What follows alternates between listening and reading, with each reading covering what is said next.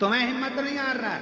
निंदा करने वाला निंदा करेगा, बुराई करने वाला बुराई करेगा, अपशब्द कहने वाला अपशब्द लिखेगा सोशल मीडिया में, अन्य जगह पर। उसका काम केवल एक है, तुम्हारे भीतर के विल पावर को तोड़ना, तुम्हारे भीतर के विश्वास को तोड़ना, तुम्हारे भीतर के विल पावर को, तुम्हारी मजबूती को तोड़ने के लिए लोग दिन भर सोशल मीडिया हो, अपशब्द लिखने से बाज नहीं आते और अपशब्द बोलने से बाज नहीं आते, पर भीतर से मजबूत रहना कि तुम शंकर के शिष्य हो, टूटने वाले नहीं।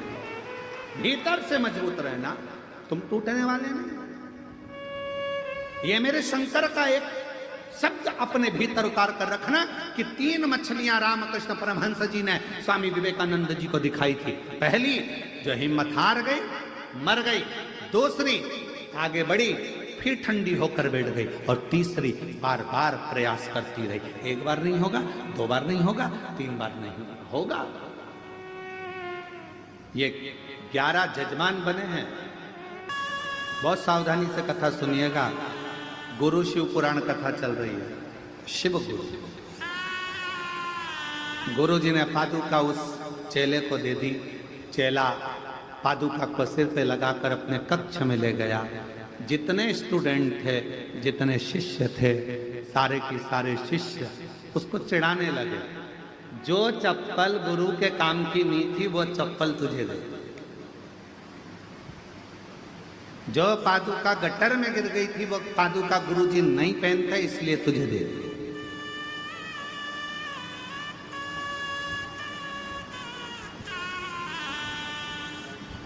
कई लोगों के मन में एक भ्रम चलता है।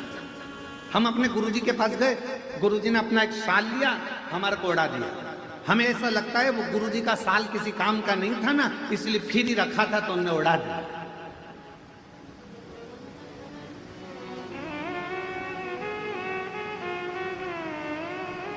अब कौन समझाए, कौन समझाए कि गुरु का स्पर्श करा हुआ मात्र शाल ही क्या, गुरु का स्पर्श करी अगर मात्र एक अक्षत का दाना भी मिल जाए तो वो करोड़ों की पूंजी बन जाए। कौन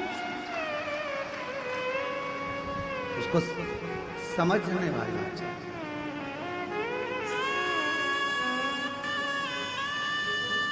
और मैंने तेरे ही भरोसे बाबा, तेरे ही भरोसे हवा बिच उड़ती जवानी बाबा, डोरा छड़ीना कटी जवानी।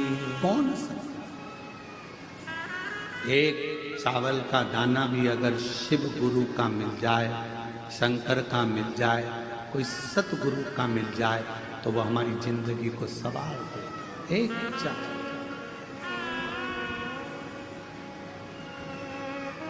अब लोगों की दृष्टि में क्या है, फालतू का साल पड़ा होगा, गुरुजी ने उठा के दे दिया।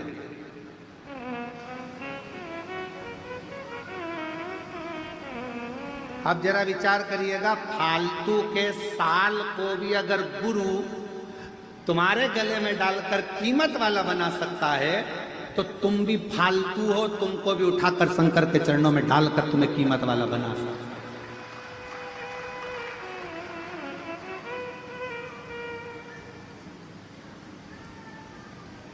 तुम भी ये सोचो ना कि हम भी, हो सकता है कि हमारे जीवन में ना जाने कितना पाप कर्म किया हो, कितना गलत कर्म किया हो, क्या क्या करा हो, हम भी अपने जीवन में हो सकता है ऐसे कि हमारी मंजिल तक नहीं पहुंच पा रहे, हम भी फालतू होंगे उस समय पर। हमारे पास में भी कोई कार्य नहीं होगा, तो हमारा गुरु, कोई शिव गुरु ऐसा मिलेगा कि हमको भी परमात्मा की शरणागति तक, शुभ कार्य तक पहुंचा, अच्छी जगह तक पहुंचा।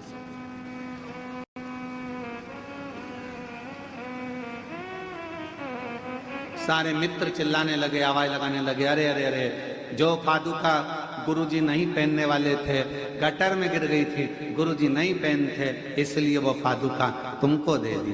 गुरुजी ने वो पादुका तुमको दे दी, जो किसी काम की नहीं, गटर में चली गई, क्या करेगा ऐसी पादुका का? गुरुजी से कह देता हमको तो नहीं चाहिए, रखो तुम्हारे पास में। क्यों लेकर आ गया? उसने कहा मेरे गुरु के चरण की पादुका है, मेरे गुरु ने मुझे दी है, अब वो गटर की हो चाहे हीरे की हो, वो चाहे सोने की हो, वो चाहे अंबारी की हो, पर मेरे गुरु की पादुका मेरे जीवन का सुख प्रदान करे मुझे। हम तो बाबा के भरोसे चलते हैं, हम तो बाबा के भरोसे चलते हैं। ये दुनिया वाले जलते हैं, ये दुनिया वाले जलते हैं, डमरू वाले के भरोसे चलते हैं, ओ घड़कानी के भरोसे चलते हैं, सिंहोर वाले के भरोसे चलते हैं, सिंहोर वाले के भरोसे चलते हैं, काशी वाले के भरोसे चलते हैं, डमरू वाले के भरोसे चलते हैं। हम उसके आश्रित। फिर मित्रों ने कहा गुरु जी की पादुकाएं गटर की है, नाली की है, करेगा क्या? क्या इसको तिजोरी में सेफ के रखे, अलमारी में सजा कर रखेगा, क्या करेगा?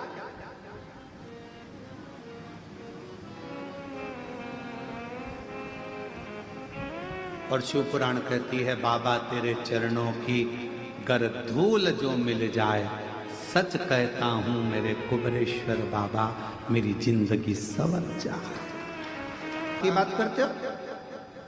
शिष्य ने कहा मेरे गुरु ने मुझे दी, भले गटर की है, नाली की है, कैसे कैसे?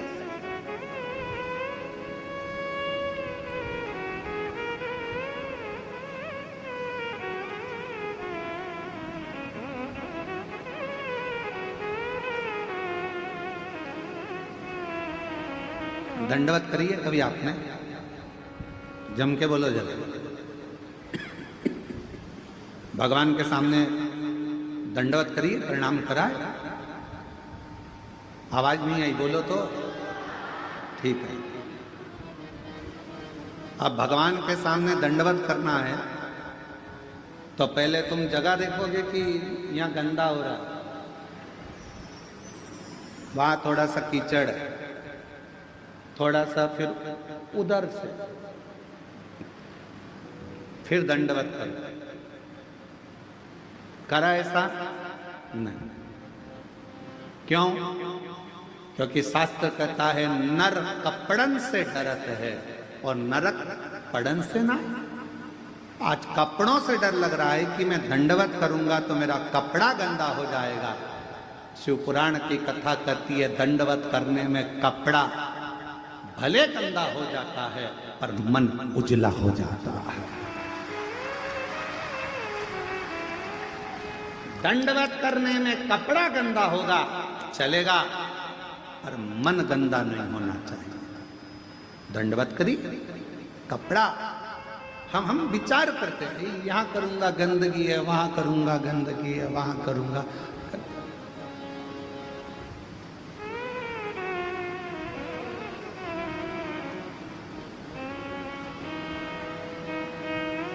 कितना सुंदर कहा है, सावधानी पूर्वक सुनिएगा। जब कावड़ चलती है, कावड़ को लेकर जो कावड़िया कंधे पर बांबू लेकर, दो डंडे में, डंडे के अंदर दो लोटा लेकर बोल बम लेकर चलता है। किसी का पीक, थूक, गुटखा रोड पर पड़ा रहता है। अगर कावड़िया उस गुटके को लांग कर चले जाता है तो जिसने थूका हुआ होता है उसको मरने से पहले भोगना पड़ता है। कावड़ जाने वाले रास्ते पर कावड़िया जिस मार्ग से जाते हैं, कावड़िया जिस रास्ते से निकलते हैं, कावड़ जिस मार्ग से निकलती है, उस मार्ग को कई लोग अपने घर के दरवाजे पर भी अगर गंदगी है तो पानी डालकर साफ कर देते हैं कि कोई कावड़िया निकल कर जाएगा, शिव के लिए जल लेकर जा रहा है, शंकर को दिल से चढ़ा रहा है। हम नहीं जा सकते पर अपने मार्ग को स्वच्छ तो बना सकते। और कितनी सुंदर बात कही स्वयं माता पार्वती जी ने तुमरुका जी से प्रश्न किया था कि कावड़ सावन के महीने में क्यों भराती है? क्या कावड़ शिवरात्रि पर नहीं भरा सकती? 12 महीने नहीं भरा सकती? श्रावण के महीने में ही क्यों भराती है? क्योंकि भगवान तुमरुका जी ने कहा संसार में रहने वाला चाहे पशु हो, पक्षी हो, जलचर हो, चाहे मनुष्य हो, वो पृथ्वी पर गंदगी कर देता है। बारिश का पानी सावन में जब गिरता रहता है तो रोड मार्ग स्वच्छ होता रहता है, तो जिसने अगर कुछ गंदगी करी भी है तो उसको दोष नहीं लगता और कावड़ियां निकलता चलता। श्रावण में कावड़ की महत्वता क्यों? क्या माघ महीने में कावड़ नहीं भर सकते? क्या बैसाख महीने में कावड़ नहीं भर सकते? क्या हम ज्येष्ठा महीने में नहीं भर सकते? कार्तिक में नहीं भर सकते? भादों में नहीं भर सकते? केवल श्रावण का महीना कावड़? उसका कारण केवल इतना सा है, जल वृष्टि होती रहती है, भूलवश कोई थूक कर चले गया, वो पानी से साफ हो जाता है, तो जिसने थूका उसको दोष नहीं लगता है। कावड़िया के चलने से पाप उत्पन्न नहीं होता, इसलिए श्रावण के महीने में ही कावड़ को भरा जाता है। ये शिव की उदारता, शंकर की करुणा। नहीं तो शिव जी के कावड़ तो बैसाख में भी बढ़ सकते थे, जिस समय लोग ठंडा पानी भरते हैं भगवान को चढ़ाते हैं। और नहीं तो कई लोगों के मन में आता कावड़ क्यों चढ़ा रहे हो सावन में, भगवान के ऊपर तो पहले से ही इतना पानी गिर रहा है बारिश का, क्या करोगे चढ़ाकर? पर कावड़ को श्रावण महीने में चढ़ाने का कार्य ही यही है कि मान लो कोई पक्षी है, उसने गंदगी कर दी, कावड़ यह उलांघ कर गया, पक्षी को दोष लगे, उससे अच्छा है श्रावण के महीने में जलवृष्टि होती रहती है और वह जलवृष्टि के कारण कावड़िया चलता रहता है, तो किसी को दोष नहीं लगता। बाबा के धाम पर जाकर अविरल जल को समर्पित करता है तो सुख का अनुभव करता है, सुख का।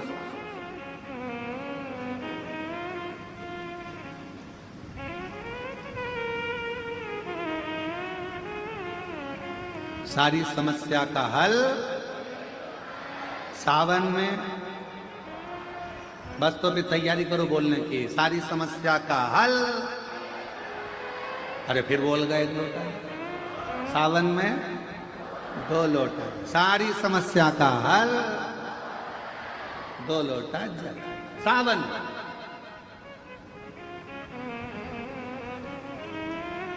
कितनी कृपा शिव करता, मेरे ओघड़दानी मेरे शंकर भगवान।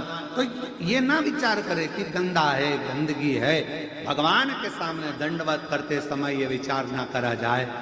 जब हम गिरि गोवर्धन नाथ जी की दंडोती परिक्रमा करे, सालों हो गए, तो गिरिराज बाबा की जब 21 किलोमीटर की दंडवत परिक्रमा सोते सोते सोते सोते दंडवत करते करते कोई स्थान ऐसा आता है जहाँ नाली भी निकल कर जाती है। अब 21 किलोमीटर में तो ढेरों स्थान पड़ते हैं, तो वहाँ दंडवत करते करते ये नहीं देखा जाता कि गटर की नाली है, बेकार स्थान है, किसी ने थूक दिया है, किसी ने गंदगी कर दी, नहीं। गिरिराज धारण प्रभु तुम परिक्रमा 21 किलोमीटर की 9 दिन में धीरे धीरे पूरी करें। हम नर्मदा जी की परिक्रमा करने गए, बहुत पहले की बात है, बहुत लंबा समय है। जहाँ चले जाते कोई गंदगी भी है तो उसको लांगते लांगते भजन करते, माई नरब दे हर, माई नरब दे हर, माई नरब दे हर, माई नरब दे हर, माई नरब दे हर।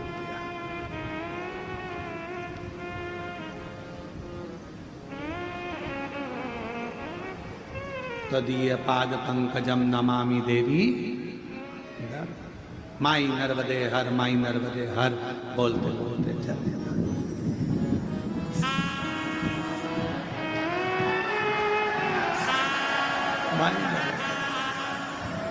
बोलते चले जाओ। और इसमें यह नहीं देखा जाता कि सामने गंदगी पड़ी है, कोई सामान पड़ा है। कावड़ उठाने वाला कावड़िया जब कंधे पर कावड़ ले लेता है तो वो ये नहीं सोचता 10 किलोमीटर है, 11 किलोमीटर है कि 150 किलोमीटर है, वो नहीं देखता। पिछले वर्ष सीहोर कुबरेश्वर धाम पर अमरावती से भी आगे से 350 से 400 किलोमीटर दूर से पैदल चलकर लोग कावड़ लेकर आए और अभी फिर आ रहे। इस वर्ष सागर, मध्य प्रदेश के सागर से आगे नर्मदा जी है, लगभग वहां से पड़ेगा यहां तक 322 किलोमीटर दूर से लोग पैदल चलकर कावड़ लेकर आ रहे। कावड़िया कंधे पर कावड़ ले लेता है, ये विचार नहीं करता कि मुझे कहां तक जाना है। कावड़ उसने ली है, चिंता भोलेनाथ को करना है, कब मंजिल तक पहुंचाना है ये उसके ऊपर। तो चल, अगर मान लो ये नहीं देखा जाता कि ये गंदगी। अब कुछ शिष्य ने अपने मित्रों से कहा मेरे गुरुजी की पादुका है, मेरे गुरुजी ने दी है, वो गटर की है, नाली की है, पादुका रख ली। शिष्य चिढ़ाने लगे, समय बीत गया, शिष्य लोग अपने अपने घर चले गए, ये भी पादुका लेकर गया। पादुका ले जाने से पहले इसने घर के अंदर बंदरबार बांधी, मेरे गुरु की पादुका आई है। पास में उसके मित्र रहते थे, उसके घर के माता पिता को कह दिया तुम्हारा लड़का पागल हो गया, गुरुजी ने जिस पादुका को गटर में गिरा दिया था वो गुरुजी पादुका खुद नहीं पहने, इसको दे दी, और वो पादुका तुम्हारा लड़का लाया है। उसने लाकर उस पादुका को एक श्रेष्ठ जगह पर पूजन के लिए रख लिया। बस रोज पादुका का पूजन करता, समय निकलता गया। 6 महीना, 8 महीना, 1.5 साल, 2 साल निकले, उसका ज्ञान बढ़ता गया, विद्वत्ता बढ़ती गई, वैभव बढ़ता गया। जब गुरु कृपा करता है तो फिर वैभव के साथ में धन देना प्रारंभ कर देता है। पहले तपाएगा, गुरु का काम, मेरे शंकर भगवान का कार्य, मेरे शिव तपाएंगे, गुरु तपाएगा। अरे जाओ भगवान के भरोसे रहो, करो मेहनत थोड़ी करो, अरे मैं तो हार गया। हार, कितना सुंदर कहा है। रामकृष्ण परमहंस जी ने स्वामी विवेकानंद जी को जब हारते हुए देखा, रामकृष्ण परमहंस जी ने जब स्वामी विवेकानंद को देखा कि इसका हृदय थोड़ा कछोट रहा है, थोड़ा टूट रहा है, अंदर से स्वामी विवेकानंद जी थोड़े से टूटते हुए दिखे, तो गुरु ने सोचा कि ये टूटे ना। रामकृष्ण परमहंस जी स्वामी विवेकानंद जी का हाथ पकड़कर समुद्र के तट पर ले गए, और रामकृष्ण परमहंस जी ने समुद्र के तट पर स्वामी विवेकानंद जी को बिठाया। थोड़ी देर में एक मछुआरा मछली पकड़कर जाल लेकर आया, बहुत सारी मछली थी। गुरु जी ने कहा देखो स्वामी विवेकानंद, इसमें 3 तरह की मछली है। पहली जो सोच रही है कि अब मैं मरूंगी, दूसरी निकलने का प्रयास कर रही है पर थोड़ी देर में वो हार जाती है, और तीसरी मछली बार बार निकलने का प्रयास कर रही है। इसमें 3 मछलियां हैं। बोलो स्वामी विवेकानंद, इनमें से कौन सी मछली जाल में से निकल जाएगी, बताओ। स्वामी विवेकानंद जी ने कहा गुरुदेव, वो तीसरे नंबर की मछली जो बार बार निकलने का प्रयास कर रही है, वो एक ना एक बार जाल में से निकल जाएगी। स्वामी विवेकानंद जी से रामकृष्ण परमहंस ने कहा मनुष्य के जीवन में भी 3 पड़ाव आते हैं। दुख के समय में पहले नंबर की मछली की तरह मनुष्य होता है, हिम्मत हार जाता है, मेरा ये काम नहीं होगा, मेरा दुख कभी समाप्त नहीं होगा, मेरी तकलीफ नहीं मिटेगी, मुझे लगता है भगवान ने मेरी किस्मत में औलाद दी नहीं, मुझे ऐसा लगता है भगवान ने मेरी किस्मत में दुख ही दुख दिया है, हिम्मत हार कर बैठ जाता है। वो पहले नंबर की मछली है। दूसरे नंबर का स्वामी विवेकानंद, ये दूसरे नंबर की मछली वो है जो एक मनुष्य हिम्मत करता है, मैं आगे बढ़ूंगा, मैं आगे बढ़ूंगा, पर थोड़ी सी दूर चलने के बाद फिर लोग कह देते तेरा काम नहीं होगा, मुश्किल है, हिम्मत हार कर बैठ जाता है। थोड़ा तो बढ़ता है, फिर हिम्मत हार कर बैठ जाता है। ये दूसरे नंबर की मछली है। और तीसरे नंबर की मछली वो होती है, एक बार हिम्मत हारी, फिर बढ़ूंगी, फिर बढ़ूंगी, फिर बढ़ूंगी, मरते दम तक बढ़ने का प्रयास करूंगी तो एक न एक दिन चाल से निकल जाऊंगी। दुख आया, तकलीफ आई, कष्ट आया, थोड़ा प्रयास करना। स्वामी विवेकानंद जी को 3 मछली से भगवान रामकृष्ण परमहंस जी ने अपने शिष्य को ज्ञान उपदेश दे दिया था कि तीसरे नंबर की मछली प्रयास करती रहती है तो मंजिल तक पहुंच जरूर जाती है। आप अपना प्रयास करते रहना। हिम्मत हारने वाले हो, सेकंड नंबर के जो लोग होते हैं, दूसरे नंबर की मछली जो होती है, लोगों ने कुछ कहा, हिम्मत हार गए, किसी ने ताना दिया, हिम्मत हार गए, किसी ने कुछ कहा, हिम्मत हार गए।